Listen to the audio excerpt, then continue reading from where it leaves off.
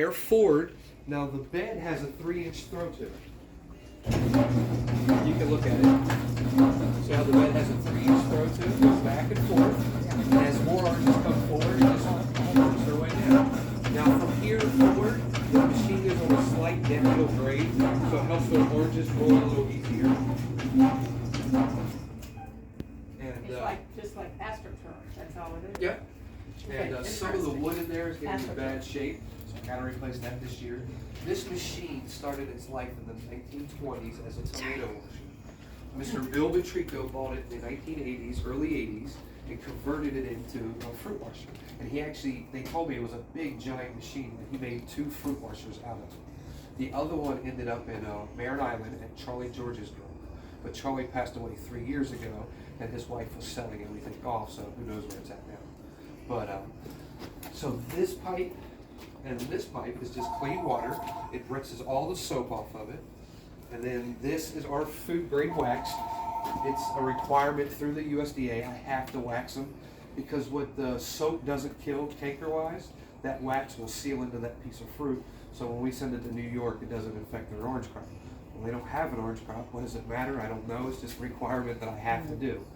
So these are old bicycle spokes.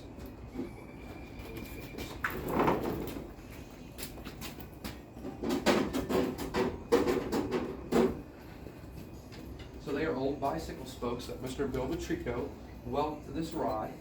That is a rotisserie motor off of a grill. You know, you see how you rotisserie your chickens. And we cut a half a moon in there.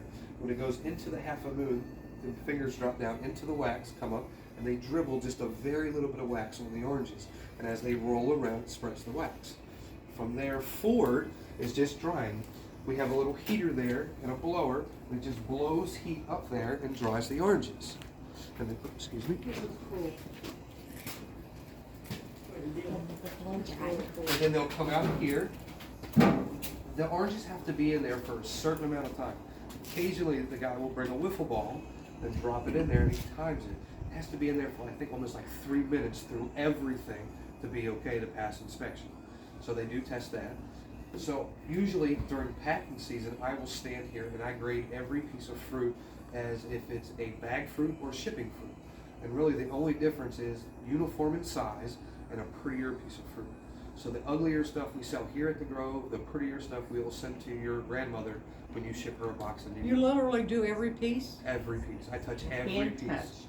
Every Wow. piece that comes through. Judged. Wow. So now if it is shipping Yeah, fruit, and judged. I know. so we turn this guy on. I feel and bad then for the sit not down. so pretty ones.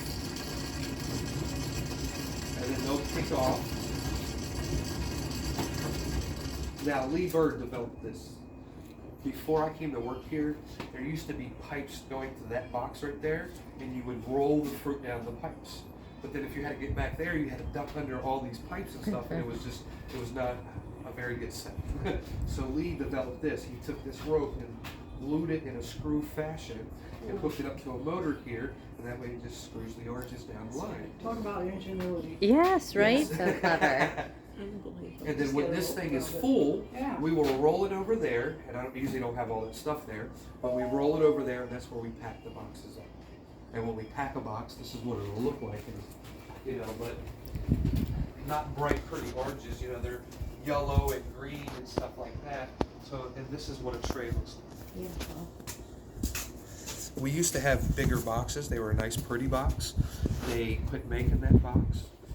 Started with this box. I don't like it, but this is the only box I can get, so I'm kind of stuck in the middle, you know. We used to put orange marmalade in every box that left, but then a couple years ago, we had to figure out a way to cut cost. Instead of keep raising our prices, so we decided to take the jelly out. That way, everybody doesn't have to pay an extra $5. You know, if you want the jelly, then you pay the extra $5, and it doesn't make everybody else pay for it. So we do a 1 tray, a 2 tray, or a 4 tray. And that's how we pack the boxes. But when we do this, we build all our trays, and then we put them all in boxes at one shot, and then they leave within the day or the next day's time. We don't like to ship any fruit that's off the tree less than 24 hours to 48 hours, no more than that. So because we want it as fresh as possible by the time it gets to, you know, if it's going to New York is well, New Jersey is a 3-day ride. So if we pick it on a Sunday, we pack it on a Sunday, it leaves Monday, and it's to them by Wednesday or Thursday. Who do you So ship it's for? from UPS. We do everything UPS. I don't like FedEx because some of the FedEx guys that come in here to deliver some of our packages, they open the back of the truck, all the boxes are on top of one another. They don't seem like they take pride in their work. At least my UPS guys seem like they take pride in their work. Now, once they leave here, obviously I don't know what happens, you know what I'm saying? But at least the guys that pick it up, they do, you know, I mean, they're really good guys. So the $79 for this, that includes shipping or is it added to it? Before December 1st, it's included. Uh-huh. After December 1st, they're too inconsistent. So one will be sweet, one will be dry, one will taste like water. You can't count on them to about that 7-year mark. We don't like to pick a tree until he's 8 years old.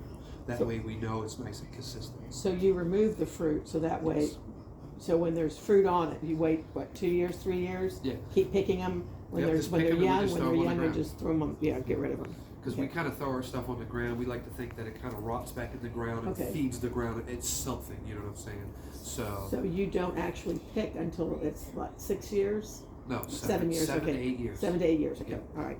Do they grow true to seed? Do you start your own trees? No, Okay. no. I get my trees from the USDA. They use me as a test facility. Oh. So when I order 100 navel trees a year, I like a 942 rootstock. And you see the tree right there with the black barrels? Uh-huh. That's one of 942. That tree is 11 years old, so Okay. he's pretty much full grown. The reason we like a smaller tree like that, we can put more trees per acre. And you can pick. You it. can pick reach from the it. ground, Yeah. and my pickers are tall guys, so they don't have to have a ladder, Ladder. so your labor cost goes down, all that good stuff. So that's why we Interesting. like the smaller trees. Which are the Versus- semi-dwarf, right? Because really they don't do dwarf for citrus so well, much. No, they do dwarf too. Yeah. I know they make them, but they don't recommend it, right? Well, I truthfully don't know, to be honest with you. You know what I mean? I usually just do what James makes me. You know, because like I said, you know, I'm a test facility. So I like that 942, so he'll make me 40 on that rootstock. He'll do 20 on this rootstock, 20 on this rootstock, 20 on this rootstock. They develop new types of trees and ask me sometimes, do you want to try 10 of these trees? Sometimes we do it, sometimes we don't. Just depending on how good they say the fruit is. You get them for free that way. Yes. Oh, nice. Now they come in once or twice a year. They get to sample the fruit. You know, they just pick a couple pieces, take it back to the lab, do some testing on it to see where the sugar, the acid is, how it's doing, how it's, you know, if it's.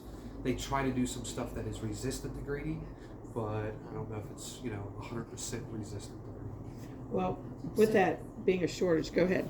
You No, can go say ahead. something. With there being a shortage like that, and that way the trees aren't that tall, would you ever do a U-pick oranges? No. Why not? Too many reasons. Insurance being one of them. Insurance being one, because if somebody goes out and they get bit by a snake, we don't see that many snakes in the grove, but we do have snakes in the grove. I mean, we're in It's Florida. Florida. There's I look at but see, there's so many blueberries and they're doing well. yes. So Well, that's a the good reason friend why. of mine, Marvin Williams, owns the Williams Blueberry Farm right behind the Mims Post Office. As a matter of fact, and I have his blueberry leaf tea over there. Okay. He was one of the ones that I asked. I said, Marvin, should I go to a U-pick? And he said, no, don't do it, don't do it. It'll be the worst thing you've ever done. Okay. Parents will take their kids out there. Mom and dad's picking berries. The two boys are over here having berry fights, throwing berries. So then he'll have to go up there and be like, hey guys, can you stop throwing berries? Well, of course they stop. Mom and dad say, hey, don't do that. Well, as soon as he gets back to the barn, they're doing it again. People are too hard on the plants. Instead of just grabbing the berry, being easy, now they grab the whole branch and yank it. As far as me with citrus, a lot of this is called rust. Okay, you see how bad the oranges look. Mm-hmm. We can spray a chemical on there that gets rid of that, but then I'm spraying chemicals on my fruit. I don't do any of that stuff. I don't use any pesticides, no sprays, no nothing, only fertilizer. So that's why I can't say I'm organic, because I do use a granular fertilizer that rolls me out. But somebody would pick an orange like that and say, oh, it's no good. They throw it away. And then you got to worry about if somebody walks into a branch and pokes their eye, they're going to want to sue the grove. Just things like that. I would love to do a U-pick because people get so happy when they come here, especially little kids. A grandmother brought her grandson in yesterday. Can I take him to a tree and pick an orange? And occasionally, if I'm not busy, I'll say, yeah, come on, I'll take you to a tree and let him pick one orange, let you take his picture just for the experience. So I understand why people want to do it, Mm-hmm. but it's just, Okay. With Thank you. reasons like that, you know what I mean? And then one other reason, the eastern diamondback rattlesnake. You see his rattle. So they tell me for every rattle is a year old. He had 8 rattles, so he was 8 years old. Wow. He was 4 foot 1 inch long. And I was out there working beside this guy and never seen him. And he was in strike position the whole time. I was out hoeing trees. The grass will grow up in the center of the tree, and you got to take a grove hoe, which is just like a garden hoe, and you go out there and you hoe the grass out. Well, Lee come out right behind me to take a picture of what I was doing, and as he's focusing on the base of the tree, he seen the snake. And he jumped back. He was like, "Ronnie, you didn't see him?" And I was like, "See what?" You didn't hear him either. I didn't hear him. It wasn't rattling. It wasn't much.